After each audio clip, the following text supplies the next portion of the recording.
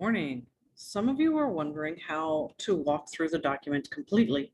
So I came up with my own test DBQ to kind of walk you through the process on how it is that I come up with the information that I'm going to add to my um, at-home planning sheet and plan my essay. So I'm going to walk you through my mental process. This is called a think aloud, where I'm going to explain to you exactly what I'm thinking using all the documents and show you how it is I set up my essay so that I can then write my essay.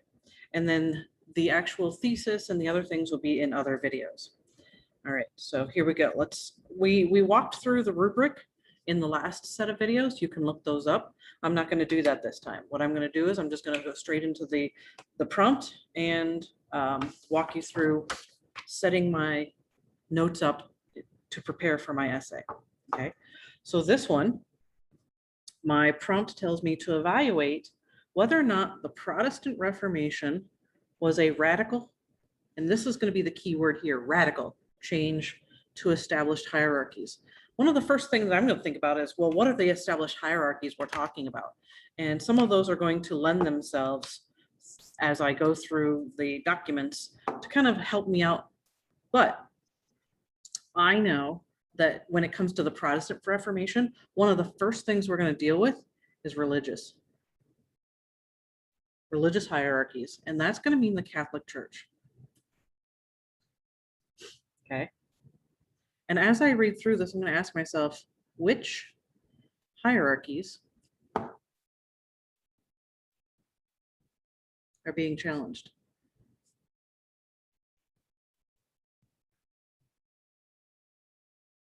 I'm going to ask that question over and over and over again. Some of them are going to go right along with the religious Catholic traditions, and some of them are really going to be a challenge to it. What I'm looking for is this word radical. Is it going to be a major change? The other thing that we know from this time period during the Protestant Reformation is not only is it going to be a religious challenge, but we're also going to see some political. We know that there are going to be some monarchies that really pick up on this,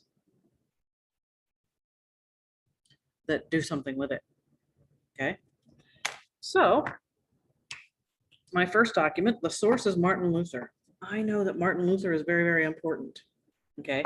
He's literally where we got the Protestant Reformation.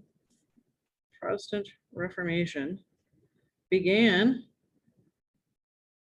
with Martin Luther. Okay.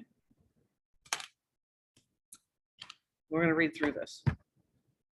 If men desire to maintain a brotherhood, they should gather provisions and feed a tableful or two of poor people for the sake of God.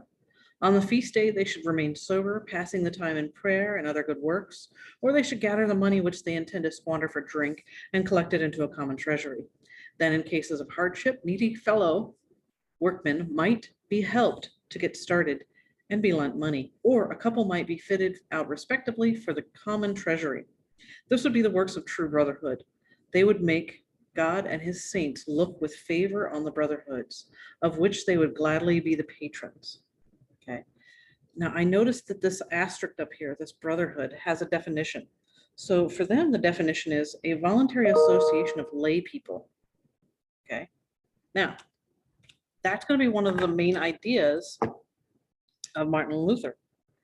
The lay people, these are not members of clergy. They are not trained members of the church. Not. I wrote that. Average people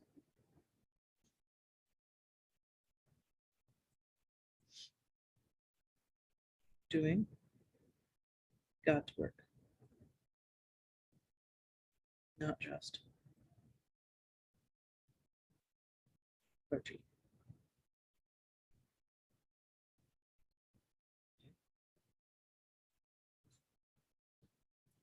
And then another question you might have is, well, what is piety?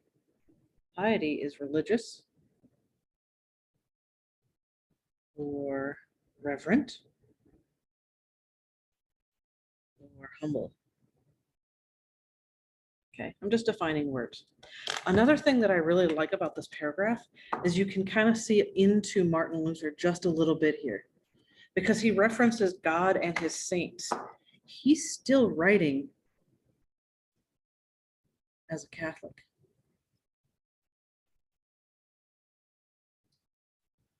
Remember, he was a Catholic. That's where he got all of his training. So I'm going to ask myself, was this a challenge?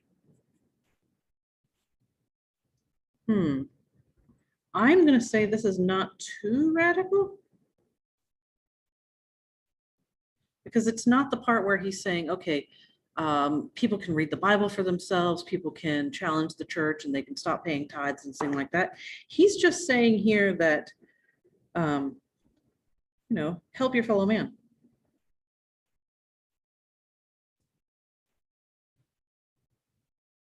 Okay, that's not incredibly radical for this time period. All right, ready to go on the next one. Illustration by Lucas Cranach the Elder, included in a pamphlet by Martin Luther in 1521. Okay, so here we see the images contrast Christ washing his disciples' feet with the Pope having his feet kissed. So I'm going to highlight cross washing disciples' feet and Pope having his feet kissed. Look at that. Christ is doing the work here. Well, what's going on here? How am I going to think about this? Okay. How does this challenge what's going on in the time period? This is a high challenge. Pope has become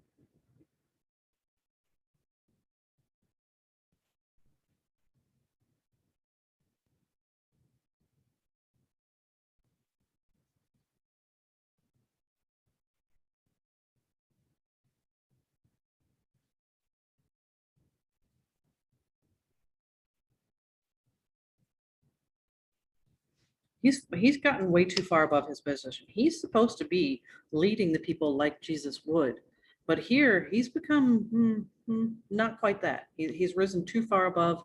He's kind of not doing the job that he was intended to do. All right, document 3. Andreas Karlstadt, Protestant theologian at the University of Wittenberg, remember in German a W is a V, on the removal of images. Okay, so I know that as a theologian, this means he has a doctorate in religion.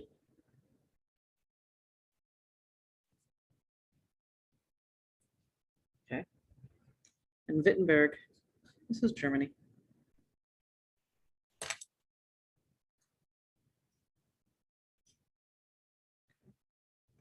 Number 1, to have images in church and houses of God is wrong and contrary to the first commandment given by God, you shall have no other gods before me. Images in churches and houses of God. Wrong and contrary to the first commandment. You shall have no other gods before me. This right here, I already know, is a huge challenge to the 10 Commandments in the Catholic Church. Okay. Now, to have carved and painted idols upon altars is more heartful and devilish still. It is good, necessary, and praiseworthy and godly to do away with them and give reasons found in the scripture for their removal. Do away with them. Again, that's a high challenge right there. He's telling the church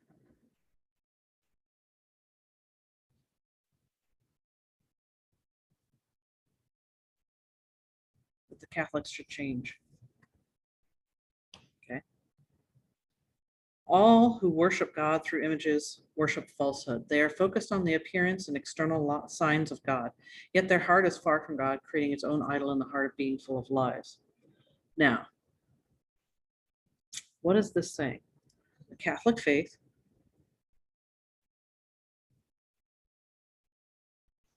has statues for prayers and teaching. statues.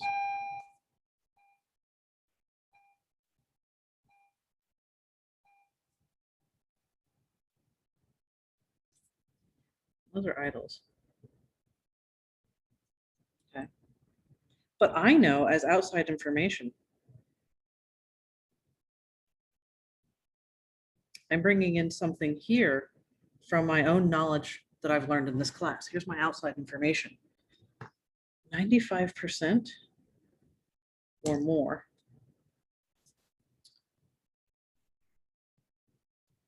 of Europe, population of Europe,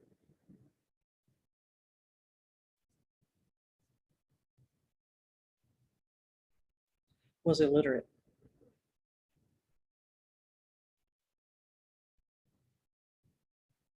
At this time. And images were used to teach Bible stories.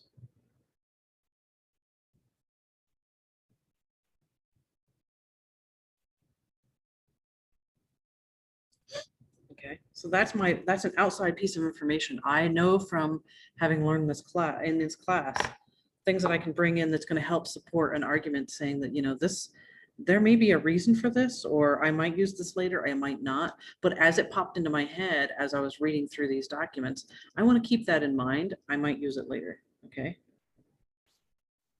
All right. Next, source, Catholic priest, commentary on the English Reformation, okay, during this time period.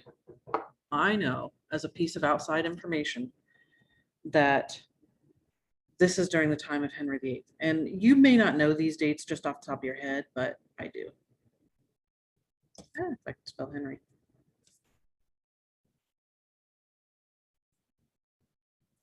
Okay. So this is during the, okay, let's see. We have a Catholic priest during the time of Henry, during the English Reformation. Okay, so what's he saying? In many places of this realm, neither bread nor water was sanctified or distributed among Christians people on Sunday, but clearly omitted as things tended to idolatry. Yea, and also the sacred vessels hanging over the altars, wherein was remaining Christ's blessed body under form of bread, was spitefully cast away as things most abominable, and did not pass the blessed hosts therein contained.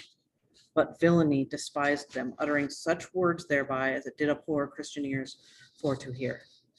Okay. All right, so we have things taken away from the altar, and he's saying were abominable and did not pass the blessings of the host therein.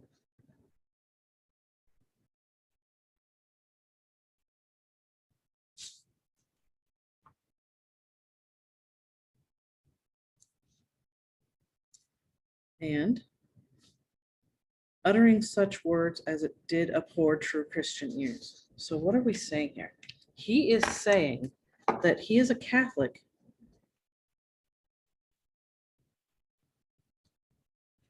and he's watching and discussing the changes he's seeing in Europe and England.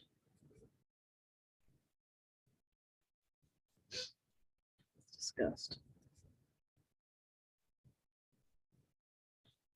So how does this challenge what's being said here? He's basically saying that Henry is challenging.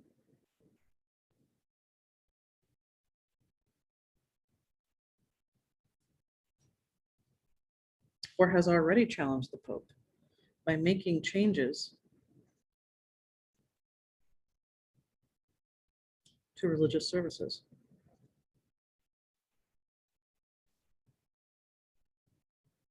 And holy places.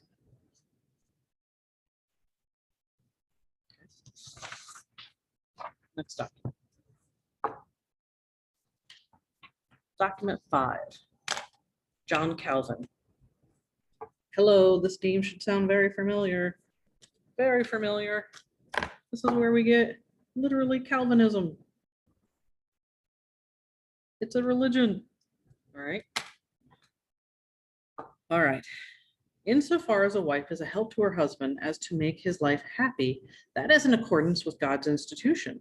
For in the beginning, God appointed it that man without woman was, as it were, but half a man, and felt himself destitute of special and necessary assistance. And the wife is, as it were, a completing of the man. Sin afterwards came in to corrupt that institution of God, for in place of such so great a blessing, there has been a substitute, a grievous punishment, so that marriage is the source and occasion of many miseries. Hence, whatever evil or inconvenience there is in marriage, that evil arises from the corruption of the divine institution. All right, so it took me a little while to figure out what I want to do to this.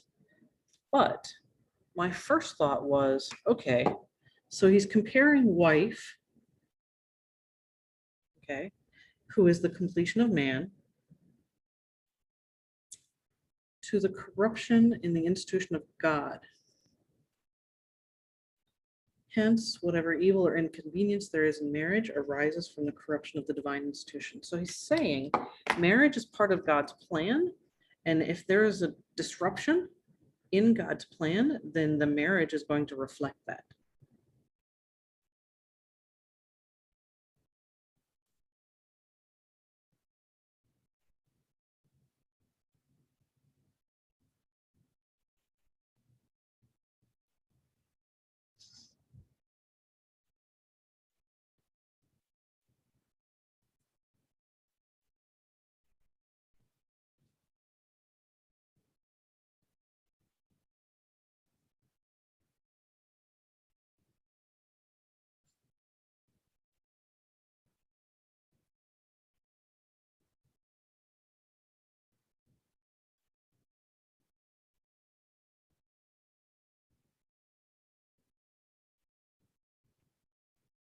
Okay.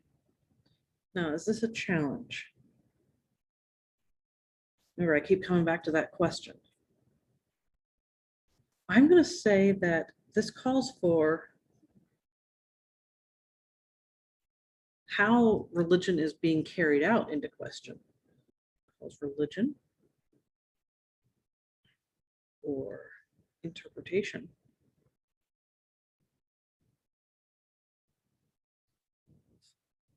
practices into question. And just questioning the church was a big deal. Okay. All right. Document 6, Testimony of Anne Askew. I recognize this name even if you don't. Anne Askew, executed for professing radical Protestant beliefs.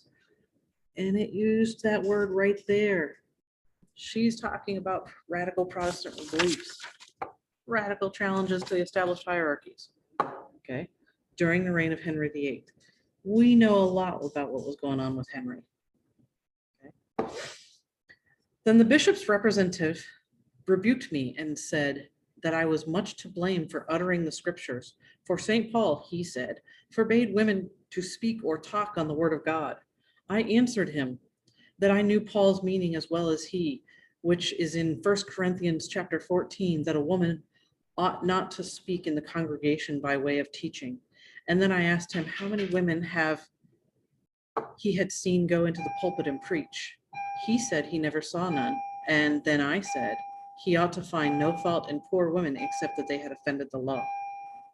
Okay, so here we have forbade women to speak and talk about the word of God. Many women he had seen go to the pulpit and preach. How many? She asked him. She said, how many have you seen do this? He never saw any. But that's what she was arrested and actually killed for. Okay, so she was a female who spoke out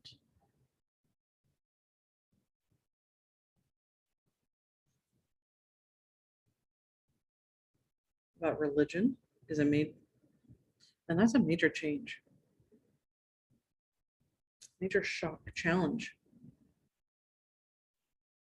to social order.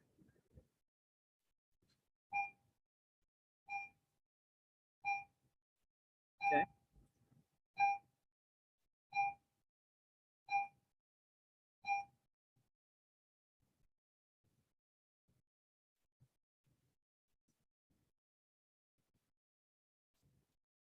Okay, she challenged religion, society, and the law.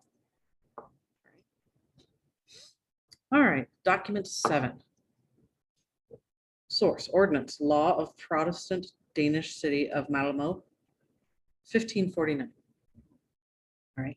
First, it was gravely determined, decided, and agreed upon that no one should be sitting and drinking alcohol during the sermon on Sunday or other holy days, nor should anyone wander around in the street or in the chapel behind the choir during the sermon, nor should any drinking establishment be opened on aforesaid days before the noonday sermon is over, unless it is done for the sake of strangers and travelers who arrive and want to leave at once. Whoever breaks this rule will be punished accordingly. Similarly, all single men and unemployed manservants should swear an oath to council acting on behalf of His Royal Majesty and the city of Malmö, or they should be expelled from the city. Similarly, all girls who are self-supporting should enter into the service again or be expelled from the city at once. At once. Okay. All right. Again, this document was a little bit difficult for me. I had to think a little bit about the Protestant Danish city.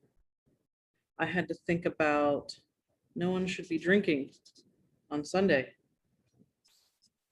and what was going on there. Okay. Then I had to think a little bit more about what do I know about what was going on in the lowlands. And I'm just going to interpret the document here. No drinking on Sunday.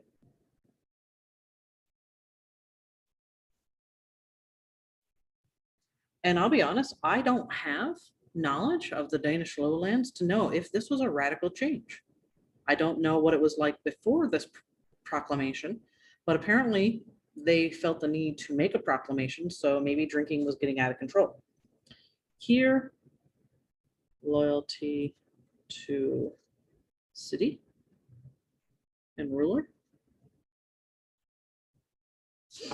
Okay, but I do know that this is talking a little bit about self-supporting girls.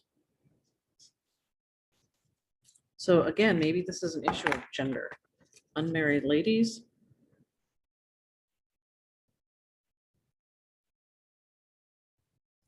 Equal independent. That might be a big challenge.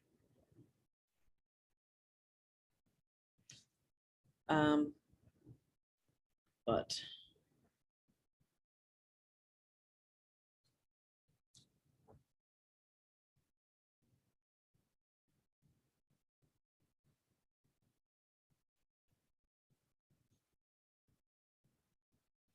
we know during this time period that it was a big push that when females were being controlled in some way and being made to be under the protection of their male relatives.